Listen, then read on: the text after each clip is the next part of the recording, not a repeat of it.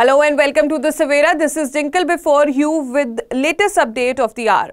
In a very strong statement, Delhi Chief Minister and AAP Supremo Arvind Kejriwal has attacked CAA, the newly implemented regulations of Citizenship Amendment Act that allows persecuted minorities from Pakistan, Bangladesh and Afghanistan to take refuge in India. Now in his attack, he has told Centre that who will provide them opportunities of employment or housing. Kejriwal, speaking alongside his India bloc partners, emphasized that government funds intended for development will now be diverted to facilitate the settlement of individuals from Pakistan into India. Highlighting the timing of CAA discourse, Kejriwal questioned the government policies, suggesting that focusing on the development over divisive issues would have been more beneficial. Expressing apprehension about the influx of refugees, here is what Kejriwal said. कल भाजपा की केंद्र सरकार ने CA लागू करने का notification जारी किया है। 10 साल देश पे राज करने के बाद ऐन चुनाव के पहले इन लोगों को सीए की बात करनी पड़ रही है। अगर 10 साल में कुछ अच्छा काम कर लेते तो शायद आज सीए की जगह अपने कामों पे वोट मांग रहे होते। आज देश के सामने सबसे बड़ी समस्या महंगाई और बेरोजगारी की है। किसी को भी घर चलाना मुश्किल हो रहा है, इतनी ज़्यादा महंगाई हो गई है, कमर तोड़ महंगाई हो रही है। उधर हमारे युवा दर दर की ठोकरें खा रहे हैं रोजगार के लिए, उनके ऊपर डंडे लाठियां बरसाई जा रही हैं। ऐसे में सरकार बेरोजगारी और महंगाई का समाधान ढूंढने की बजाय सीए की बात कर रही है, तो ये बड़े दुख की बात है। ये सीए आखिर है क्या? बीजेपी की केंद्र सरकार का कहना है कि 3 देश, बांग्लादेश, पाकिस्तान और अफगानिस्तान, इन 3 देशों के अल्पसंख्यक जो हैं वो अगर भारत की नागरिकता लेना चाहें तो उन्हें भारत की नागरिकता दे दी जाएगी। इसका मतलब बड़ी संख्या में यहाँ से अल्पसंख्यकों को हमारे देश में लाया जाएगा, उनको रोजगार दिए जाएंगे, उनके लिए घर बनाए जाएंगे, उनको यहाँ बसाया जाएगा। अजीब बात है ना।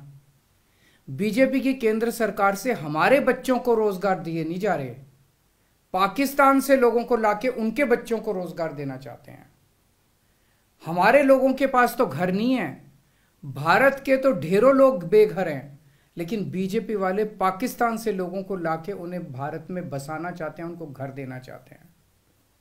हमारे रोजगार उनके बच्चों को देना चाहते हैं, हमारे हक के घर उनमें पाकिस्तानियों को बसाना चाहते हैं।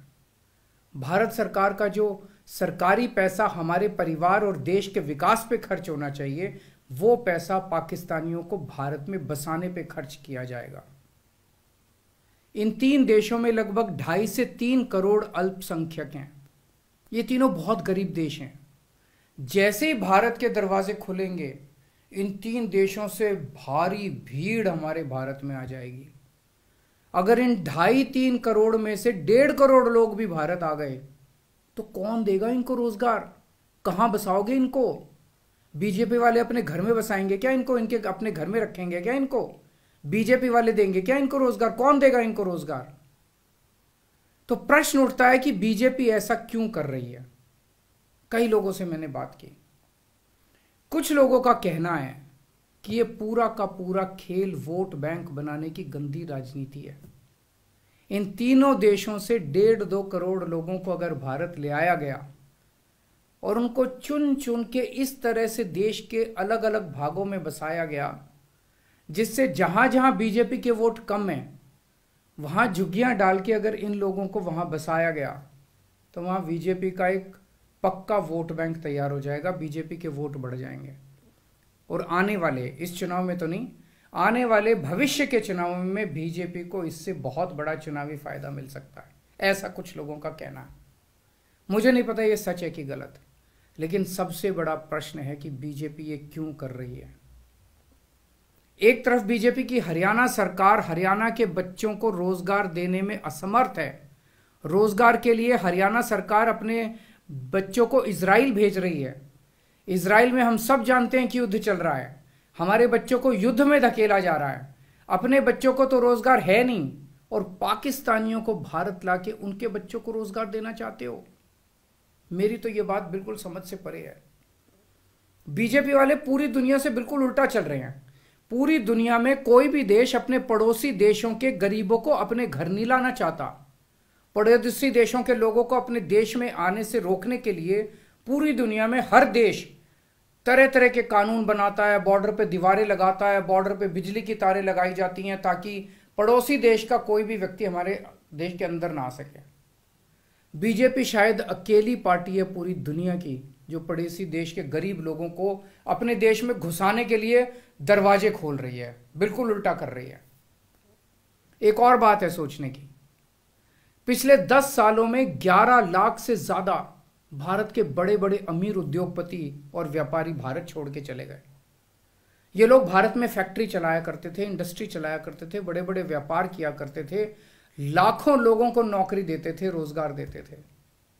ये बीजेपी की गलत नीतियों और उनके अत्याचार से तंग आके भारत छोड़ के चले गए। अगर बीजेपी को लाना ही है तो इन लोगों को वापस भारत लेके आओ ना, जो भारत छोड़ के चले गए।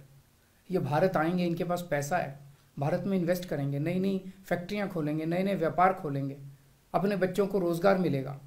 ये क्या बदतमीजी है कि बांग्लादेश के, पाकिस्तान के और अफगानिस्तान के लोगों को हमारे देश में लाके बसाएंगे और उनको हमारे बच्चों के हक के रोजगार उनको देंगे। ये लोग कह रहे हैं कि 2014 के पहले आए हुए घुसपैठियों को इन नागरिकता दी जाएगी। ऐसा नहीं है, ये तो शुरुआत है। एक बार ये सिलसिला चालू हो गया, एक बार दरवाजे खुल गए तो फिर बहुत बड़ी संख्या में पाकिस्तानी और बांग्लादेश से लोग भारत में आने लगेंगे। आज बीजेपी कह रही है 2014 के पहले आए हुए लोगों को ही नागरिकता दी जाएगी।